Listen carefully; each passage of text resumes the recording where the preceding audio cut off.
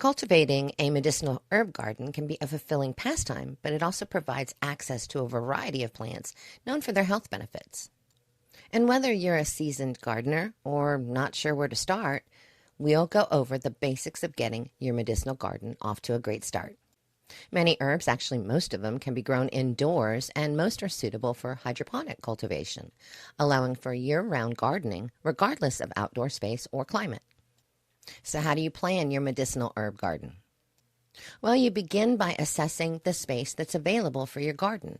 Herbs can thrive in various settings, including traditional outdoor beds, indoor containers, and, as I said, hydroponic systems.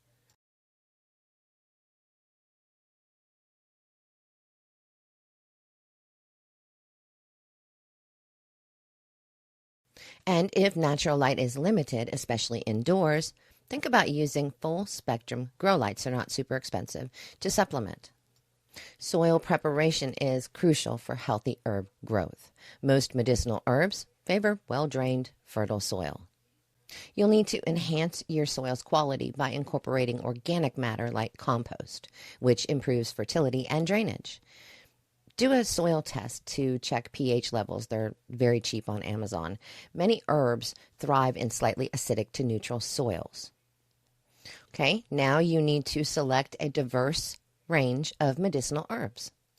To create a medicinal garden that is capable of taking care of various health concerns, consider incorporating a variety of herbs, each known for distinct therapeutic properties.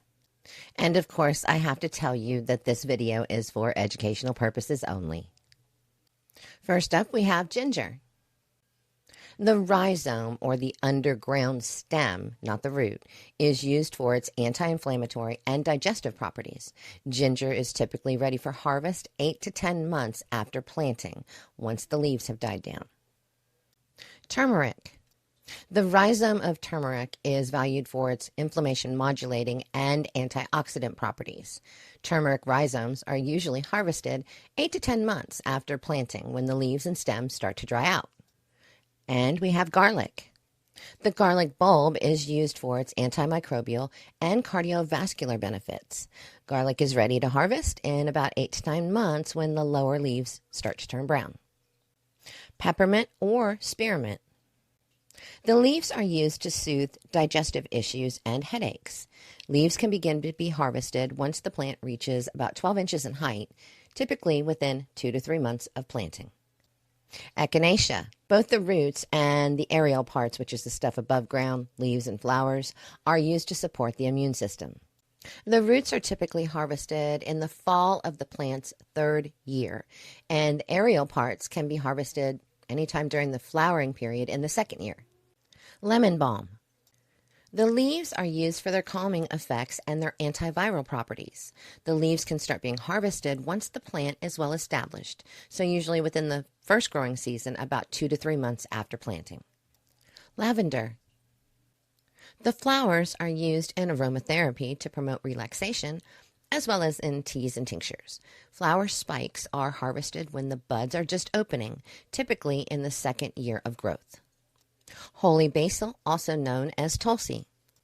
The leaves and the flowering tops are used for their adaptogenic properties. Leaves can be harvested once the plant reaches maturity, which is usually 2 to 3 months after planting.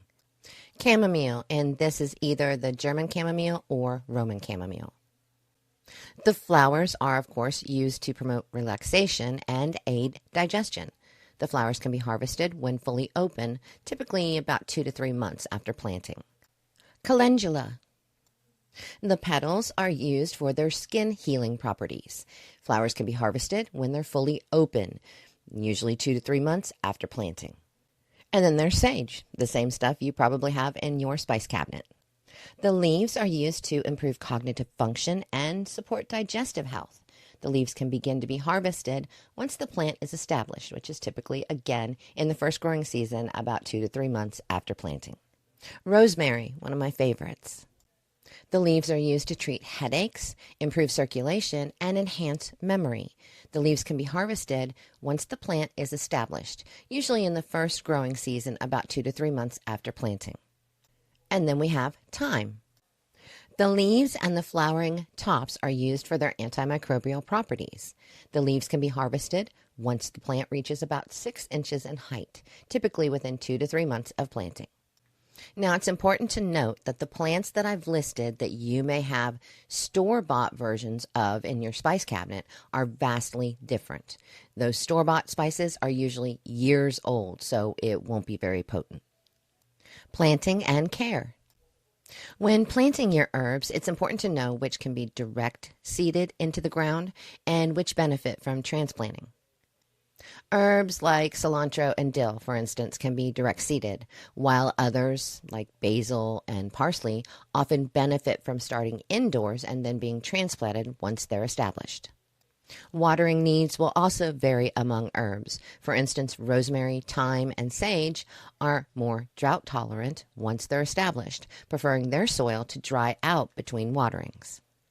In contrast, herbs like mint and parsley prefer consistently moist soil.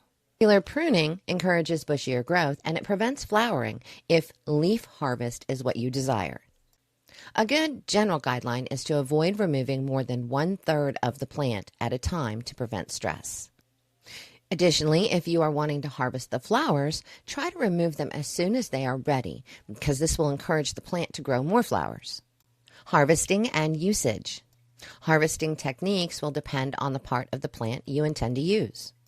For herbs where the flowers are used, like chamomile and calendula, you can gently pluck or snip the blossoms when they're fully open.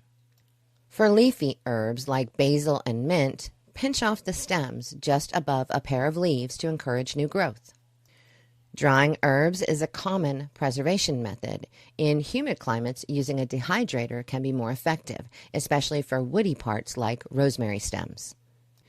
Just be sure the herbs are thoroughly dry before you store them in airtight containers away from light and moisture to maintain their potency.